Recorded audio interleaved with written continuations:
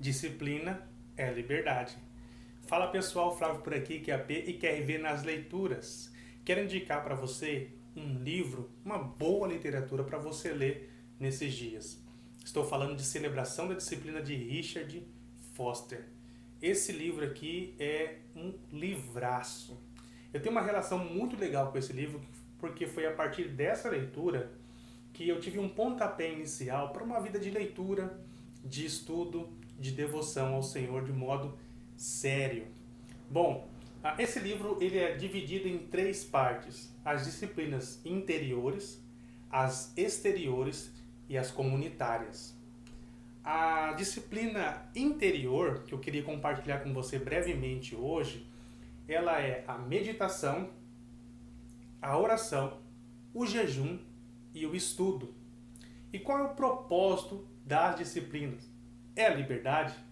Porque se nós formos entregues às nossas próprias vontades, nós nunca vamos orar, ler a Bíblia, meditar, jejuar ou outras disciplinas. Nunca. Nossa vontade é corrompida, é preguiçosa, é egoísta. Por isso nós precisamos das disciplinas espirituais. A meditação, que é a primeira disciplina, ela nem de longe é a meditação oriental que fala para você esvazia sua mente. Não. A disciplina da meditação cristã, enquanto que uma vai falar para você esvaziar a mente, essa vai falar para você encha com a palavra de Deus, encha com a obra de Cristo, encha com a leitura das Escrituras, encha sua mente das coisas do Senhor. Filipenses 4, pense nas coisas do alto. Se alguma coisa há, pense nisso. Esse é o propósito da meditação cristã.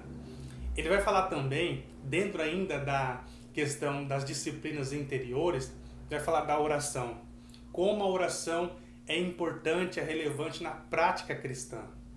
Ele vai falar de alguns autores, alguns grandes homens da história que oraram fervorosamente e vai dar uma ênfase na oração de intercessão.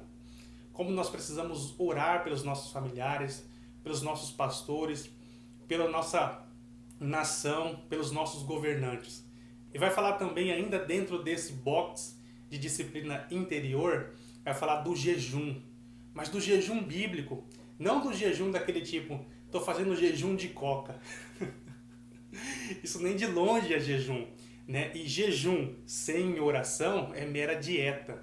Ele vai falar, trazer alguns autores corroborando aí com um argumento bem bíblico, apresentando um jejum interessante de ser praticado. É uma prática que, honestamente, a igreja tem deixado aquém essa prática de disciplina espiritual, a questão do jejum. E ainda nesse box de disciplinas interiores está o estudo. E aqui, meus irmãos, é a parte mais interessante que eu achei deste livro, na minha opinião, é claro. Porque o estudo, ele que vai orientar a nossa vida cristã. Ele vai orientar a nossa forma de orar, de adorar ao Senhor, de meditar. É por meio do estudo bíblico que a nossa vida será orientada em um cristianismo saudável, numa doutrina saudável, numa teologia saudável. Então a doutrina ela é inescapável. Da forma de estudar, como ler um livro, como criticar um livro, saber se você está entendendo a proposta do autor.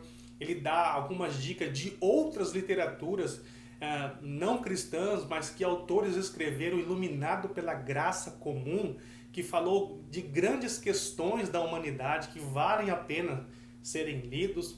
Um deles é o autor Fyodor Dostoiévski. Ele dá uma ênfase também neste autor que eu achei demais. Então assim, gente, é um livraço, eu indico demais essa literatura e eu gostaria de compartilhar com vocês um breve trecho que está aqui na página 162. Ele diz assim: o propósito das disciplinas é a liberdade. O objetivo da liberdade não é a disciplina.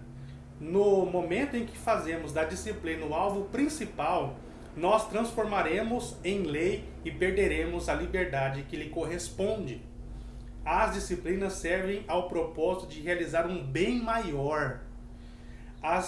Elas não têm nenhum valor em si mesmas, só possuem valor como meio de nos pôr diante de Deus. para que Ele nos conceda a libertação que procuramos. Ou seja, nós não devemos fazer das disciplinas espirituais um fim em si mesma. Não, elas são meios de graça para nos colocar diante de Deus e só então é que podemos ser transformados. A que, Flávio? A imagem do Senhor Jesus. Então fica aqui a minha forte indicação dessa literatura. Flávio, tem ponto negativo nesse livro? Tem. Eu vou dizer alguns. Primeiro, folhas brancas, mas acho que é padrão da publicação da editora Vida.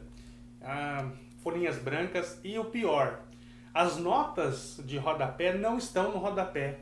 Estão no final do capítulo. Cara, para um leitor isso é chato demais. Isso atrasa a leitura. Porque às vezes quando o autor vai fazer uma citação, ele dá uma explicação lá embaixo.